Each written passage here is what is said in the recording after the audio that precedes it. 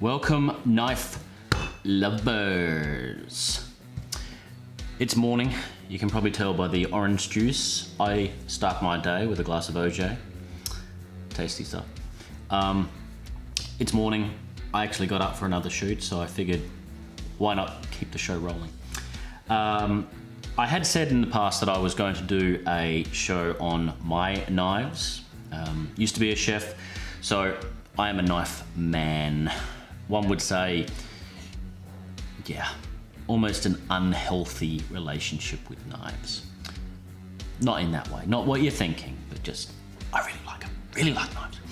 So, what I'm going to specifically be looking at today is my Japanese knives. I do have some other ones, just rando knives that are used on a daily basis that I don't have to wash carefully.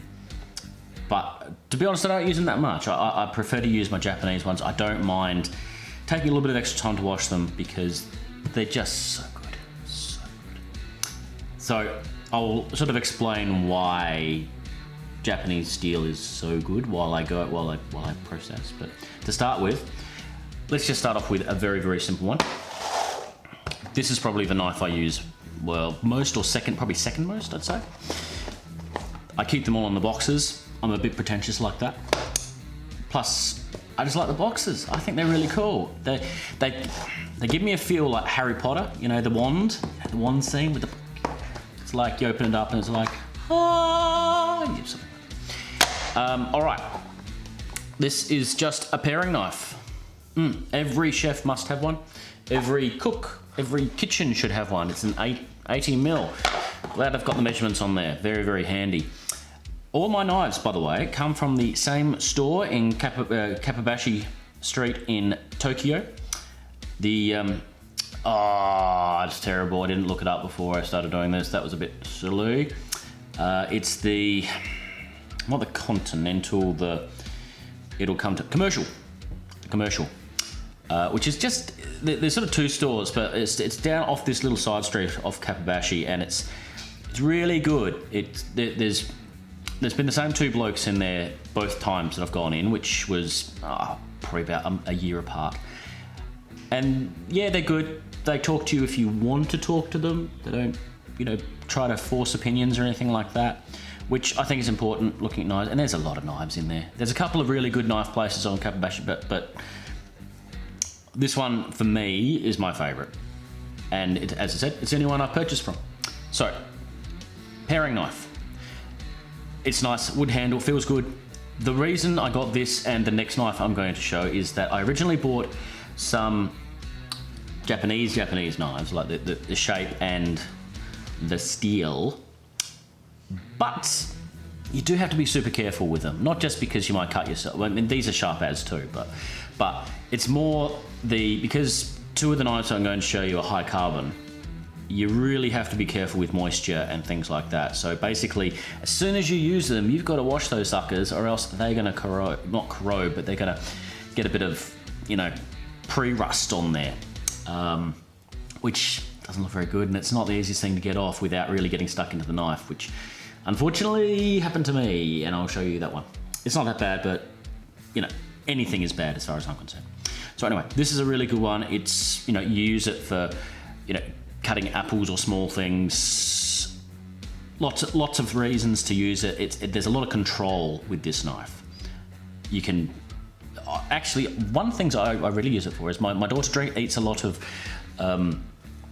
cucumber, and I use it to cut shapes because she's 6, so she really likes shapes. But anyway, so that's a good one. Must have a paring knife. Everyone must. It's like if you had to have two knives, paring knife, number 1, and number 2, this one, chef's knife.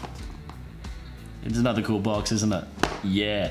So this is a 210 mil, 21 centimeter chef's knife. It's the only one I actually know the brand of because the rest are written in Japanese. And although I have started learning, although it's been a bit disjointed, because I'm very slack and haven't looked at anything for about 12 months. I can't remember the characters for well, any of these, to be honest. Anyway, this one's Tamahagane, which, strangely enough, is actually the type of steel that they use for making samurai swords, but that's the name of the company. If you can see a special on that, it's a really interesting process how they do it, and they you can use this. They use the same process to get some of the steel for the knives as well, but the really top quality Tamahagane steel that they make through the process, that's samurai. They use it for that because they don't make too much, and it's a costly process, time consuming, lots of heat. It's really cool. Look it up anyway. So anyway, 21 centimeter chef's knife. It's a standard sort of Western shape. I kind of like it. As much as I do like the Japanese shapes, I do like the Western shape one. It's good for rocking motion. It's really sharp. If you can see, it's got the sort of the Damascus style like indentations at the top, but it also has the Japanese style sort of clay mark pattern. So when they fire knives, they put clay on there when they do. Sort of towards the end of the process, when they do a refire, and then they quickly put it in the water, and it sort of forms this pattern. Again, if you can look at some of either the samurai or knife videos on YouTube, how to create, you see some really good stuff, and that's how they create that really cool pattern. It's sort of hard to see, but no, you're not going to see. Anyway, cool. So this is good. This is really well weighted. I don't think it matters what the brand is at all for me. If it feels nice in your hand, if it's well weighted, I mean, it's going to be good quality steel if you're going to buy it in Japan, or if you're going to get a Japanese knife in general. They're high quality stuff, so you can have confidence. You know, it's got the steel going all the way through as well. Make sure you do that. You don't just want to billet at the top, which you do find in cheaper knives that aren't Japanese. Not like German and stuff. There's some good stuff too, but some of the cheaper ones you get at normal outlet stores. They're a bit average, but good stuff. Make sure that as the metal goes all the way through, so you've got really good sturdy stuff. Number 2. So they are the 2 most important knives that anyone should have. You can have varieties, of course, but size and shape, that's pretty much your wheelhouse. All right, now over to the Japanese ones. So I have 2 Gyuto, which are basically your Japanese style chef knife, and I have a Yanagiba. Now Yanagiba it's a long, I'll just show it to you now. I got this the first time I went over, and I really wanted one like this, because basically you see these really long knives cut sushi, and they're super cool. So it's a big sucker. I mean, this is 27, I think. 27? Yeah, 270 mil, so 27 centimeters. I'm not going to do the conversion into inches. It's just a really cool knife. It's not high carbon, it's just your stainless steel. I shouldn't do that. It's a bit bad. It does have the flat surface, so something I should explain about Japanese knives is they come two profiles. So you either get the standard profile, which when I say standard for the rest of the world, which is kind of like a V, where the blade goes. That's your basic sort of cut. It's less refined, but it's efficient because it separates everything as you go. The Japanese style only has one side, so you've got a flat surface and it sort of comes in like that. So that means that when you go down, you keep a very clean cut, and then the other one's sort of pushed away as it's cut. So that's what you see with sushi style knives. So this isn't specifically a sushi knife, but it definitely is used for it. So it's a long slicer, so you can get a nice clean cut with one slice when you're cutting through pieces of fish. But you can use it for anything. You can use it for veggies or other meat, steak. I wouldn't use, probably not for chicken and stuff like that, but you can use it for other things. But primarily it is made for fish. I haven't used this very much. In fact, I use it for vegetables sometimes just because I like using it. It's not, it's not evenly weighted. You're gonna get tired if you don't want to use it as a chopper. It's a slicer. It's a slicer. Yeah, it's not a bread slicer because it doesn't have serrations, but it's a fun one. So Yeah, very traditional style as well. It's got the wooden handle. It is a more rounded handle. Some of the handles are, like, I'll show you a couple. The profile can get a little bit octagonal, square sometimes, but this one is quite oval with a couple of little marks for grip. So no, really like that one. That's still very sharp. As I said, I only used it probably 5 or 6 times since I bought it, and I've had it for about probably 4 years, I'd say. So good stuff. All right, I'll pop that one there. All right, now over to the other two. Now these are the high carbon ones. So these are the types of knives that I really wanted the first time I went. And then the second time I went, I got practical knives because it's just too much to take care of to make sure. All right, so I'll show you the one that's a little bit stuffed first. They're both the same type. They're both Gyutos, but one's a bit bigger and nicer, and I spent a lot more on it. So this is the cheaper one, which I still keep in this cool little holder, even though it's a bit stuffed. So here we go. It's a little bit hard to see. I'll just angle the light a little bit better so you can see it. So it does have some discoloration on both sides, as you can see. So pretty much when I used this and when this happened, it really wasn't that much time. I think I forgot and left it for probably an hour, maybe an hour and a half, came back and it was already like that, like discolored, and I was like, eh. Tried to fix it and sort of hacked it a bit more because I tried to sort of sharpen it through and I ended up using a lesser quality sharpening stone. So it's scratched. It's still really sharp, so I still use it. I just don't use it that often. I should actually use it more because it's a nice knife. It's well balanced. It does have, actually this is a little bit better. It does have an octagonal style, octagonal? Is that right? Yeah, 8 sides. Octagonal style handle. So it fits okay. It feels a little bit odd if you're used to a circular handle, but it's good. The balance-wise, it's very weighted towards the blade again, but it's not very heavy, so you're not going to get too tired by going like that. Also remember that the Western-style chop isn't really a Japanese-style thing. I mean, this one has a little bit of rock to it, this knife, but many Japanese knives are straight, so they're not designed for a rock. They're designed for either a straight down slice like that, or they're designed for slice. So, but this one does have a little bit of a rock, so you can get a bit of a rock motion happening, which the Gyuto is good for that. You can also look at the Deba. Deba's a bit like that as well. It's got a sort of a curve. You use Deba for, well, Deba's kind of a bit of a chef knife as well, to be honest, but you can use that for sort of meat and separating stuff, but either way.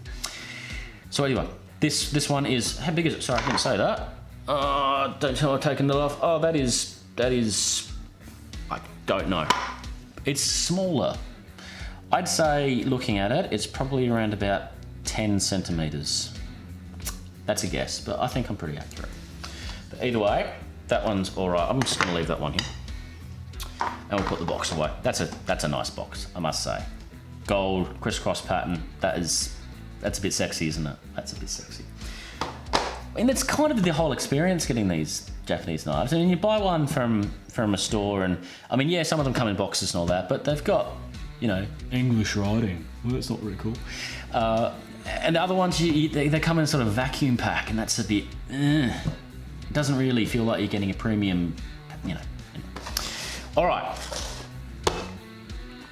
So this is the one that I really sort of went there to get, and I treat it as well as I treat my daughter. It's even got some, like, it's got little, you know, gold stuff running through. They're not as gold as some of the other boxes, but it's a little bit understated. But this one, all of them I've kept everything with. I've kept the little cardboard sleeves and the plastic bits and some of the safety information, that sort of thing. But this is my baby. This is a super nice knife. I really like this one. 18 centimeters, so 180 mil. I love everything about it. I love the characters, you know, the branding. I mean, they've got basically this one to me looks like it's been laser etched, but the back one, that's stamp. That's old school. That's good. I like that. So that's definitely done during the forging process. The front one, yeah, I reckon that looks like it's been lasered. But the pattern is just awesome. I'll see if I can get that for you. Let's see if I can get the pattern. Right there. Can you see the pattern? Yeah, it's got that really those sort of like swaying bits, and that's again part of how they do the final sort of forge.